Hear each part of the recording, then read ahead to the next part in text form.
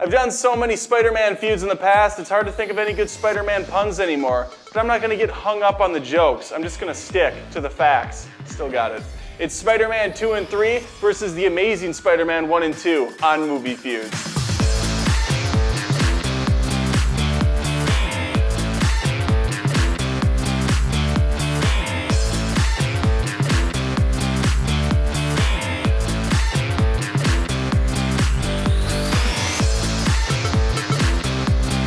I'm Team Toby. There's no denying it, I make no secret of it, I've talked about it before.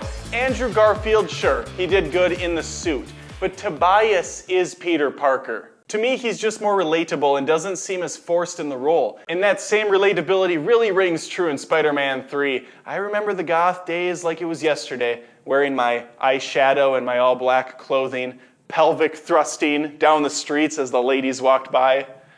They were better days, simpler days. Doc Ock was an awesome foe in Spider-Man 2 and is by far the best villain of the bunch because his story wasn't rushed or forced on us like Venom and Rhino. You didn't want to see him go bad because Alfred Molina and Tobey Maguire have a good dynamic, sharing the same passion of science and discovery. We could have had something similar with James Franco's Harry Osborn in Spider-Man 3, but his costume design was silly and the story was half-assed. Due to the sausage fest of villains in the movie, Sandman was sweet, but he was underutilized. That 70s Venom was miscast and forced upon us. Now on to the Amazing Spider-Man. The Lizard is just another Norman Osborn, but less interesting. He's like Jekyll and Hyde had sex with the American 90s Godzilla. The villains in Amazing Spider-Man 2 are just cartoons, with the standout being Electro, played by Jamie Foxx. The one thing these amazing flicks nailed is Gwen Stacy, played by Emma Stone. She was far better than the one-dimensional performance by Bryce Dallas Howard, or Kirsten Dunst as the damsel in distress in every film. J.K. Simmons as J. Jonah Jameson trumps all of the above. I'm honestly exhausted talking about the Spider-Man movies. This is for the comic book bracket, so it had to be done. We're gonna move on to story. And with knowledge of that previous comment I said, I'm just gonna go ahead and throw out Spider-Man 2, call this one a day. Thanks for watching. Actually, I'll elaborate a bit. You earn that much for watching this show for free. Spider-Man 2 is a self-contained story that is simple and focused. Meanwhile, Spider-Man 3 is a mess. A boy band's worth of villains crop up here and there with little depth or development being achieved. Peter is battling with a symbiote, a love triangle, while also dealing with the Sandman, his personal inner conflicts, his best friend turned enemy, which color to dye his hair, and so much more. The Amazing Spider-Man is just Spider-Man 1 all over again with a darker color palette. The Amazing Spider-Man 2 is just trying to set up future movies that aren't going to be made. It feels like a waste of time to watch those movies now knowing that they aren't going to conclude the story. At least with Spider-Man 3, it closes out the trilogy with our three friends looking off at the sunrise. Sure, it's generic as all hell to end it on that note, but at least it ended it at all. And for that, I give it props. And nothing else.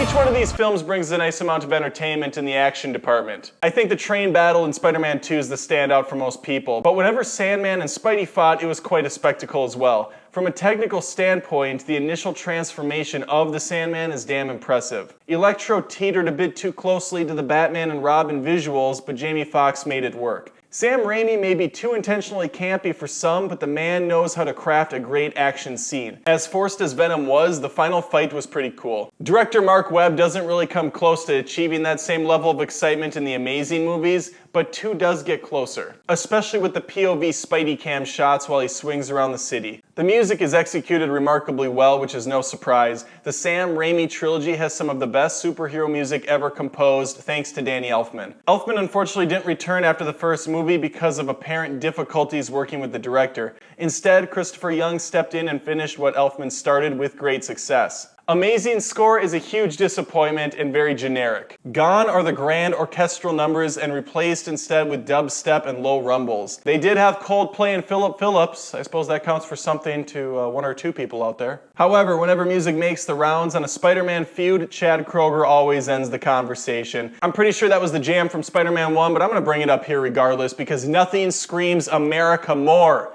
than a song being sung by a Canadian.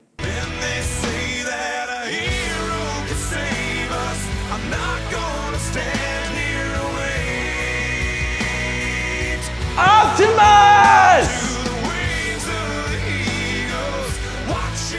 I don't want want to rip on the Amazing Spider-Man movies too much because they're far from the worst things out there. However, Sam Raimi continues to have the definitive Spider-Man series, even if Spider-Man 3 was a huge letdown. Let's see what Tom Holland brings us with his upcoming film, Spider-Man Homecoming, or the inevitable sequels, Spider-Man Prom, or Spider-Man Sadie Hawkins Dance. And per usual, short for usual, leave your thoughts on the video, vote for your winners so one of these gems can advance. And remember, this is more than just reviews, this is Movie Feuds.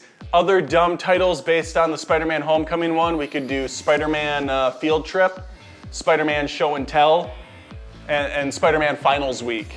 That would be the final chapter, of course. You can just make the check out to cash, Marvel.